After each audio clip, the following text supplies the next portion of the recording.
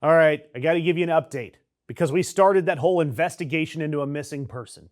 56 years old, 5'11", last seen July 19th at the World Cup final, going 32 days with no sightings. And sure, I got some suspects as to why, but here is an update. I mentioned Thursday, Rose Garden. Melania walked to the podium and said, "I heard you missed me, here I am." Good afternoon. I heard you missed me. Here I am. But frankly, I'm not sure anyone actually missed her in that regard. I mean, there's a gulf between the word missing and missed. But in the days since, we have new evidence. Exhibit 1, Sarah Matthews, the deputy press secretary in Trump's first term, the one that quit after January 6th. She went on Midas Touch on Sunday and said she spent a year on the campaign and 7 months in the West Wing. She met the vice president, the cabinet, the whole family, and never once met Melania Trump. Not a handshake, not a hallway hello, nothing. Her explanation, Melania thought the White House was old and falling apart and wanted to be in New York and do her own thing.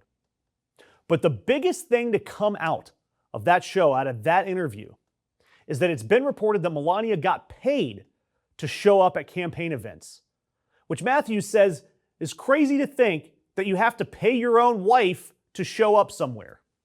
And the rate, she figures, may have gone up. And look, they likely have. I mean, look at why she came out of hiding to go to the Rose Garden. It was for a charity event that literally featured a giant check.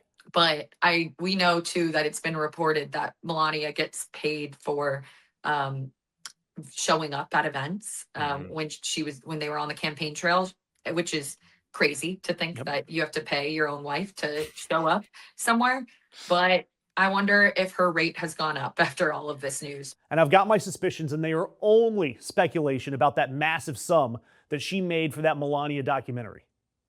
Exhibit 2, Michael Wolff on his Substack saying, quote, "Melania Trump does not live in the White House. Not a single night this term." He goes on to say the First Lady has absconded. She's literally not there. And why? Because, quote, "practically speaking, there's no room for her." And I mean, he means that literally. The First Lady's staff has worked for decades out of the East Wing. And right now, it is a giant hole in the ground bulldozed for that bullshit ballroom. Donald Trump didn't just push his wife out of the picture. He demolished the room that the picture was in. And then he hung up those great curtains that he keeps talking about. And the numbers here are almost worse. Think about how many times Melania has been seen in public. 38 days in public. 29 speeches this term. By this point, Michelle Obama had 130. And let me ask you guys in the comments, does it even matter that the First Lady doesn't live in the White House? Should we care? But apparently we do, because that brings us to Sunday and the final exhibit. The Freedom 250 Grand Prix. Indy cars racing around the National Mall. Trump doing that lap of honor in the Beast, waving the green flag, I'll talk about that in a second, gets booed, and settles into a suite behind bulletproof glass with Melania, Melania's dad, Dana White, Roger Penske, and a few feet back, Natalie Harp, the human printer. The one who, by the way, has worked for over a year without finishing her security clearance. And then the camera catches this.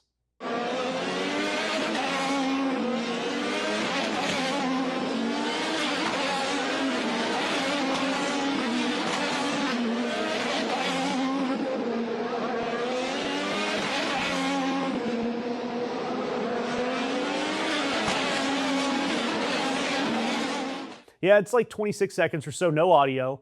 Melania leans in, hair flip, hand up, the two fingers, and then walks out of the box. And with hours, the British tabloids had hired professional lip readers, more than one. And they can't always agree about what she said. One of them said in the Metro that she said, quote, "that is private and valuable text," end quote. And then after she whispers something, Donald Trump saying, "I've had enough of her." Another lip reader in the Mirror has a completely different conversation, saying, quote, "it happened 2 times. That's the problem. People react." And her closer, "I can't take it anymore." Which, all of that, by the way, reminds me of the Seinfeld episode. George gets Jerry's deaf girlfriend to lip read his ex across a party, and she comes back saying, "they said sleep together." it ended up being that they wanted to sweep together.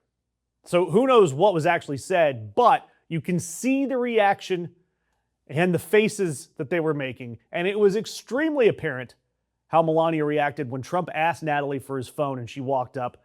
Melania cleared out of the way immediately. Then add in the fact that when a Fox 5 pool camera pointed at that suite, somebody yelled, "Cameras off the president right now."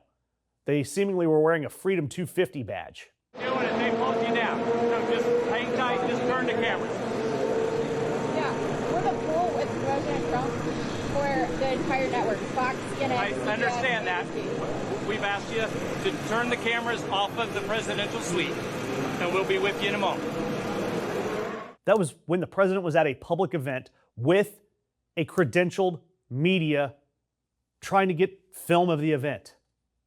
So I want you to keep in mind where this Melania file stands. We know where she is. She's located. Her residence is in New York, allegedly. Her office, though, has been demolished, and her motive, open. However, we do know that she's likely getting paid, allegedly. Subscribe to the Ring of Fire because somebody's got to keep a case file on Melania in the White House, and it's clearly not going to be Natalie Harp. She's busy printing something.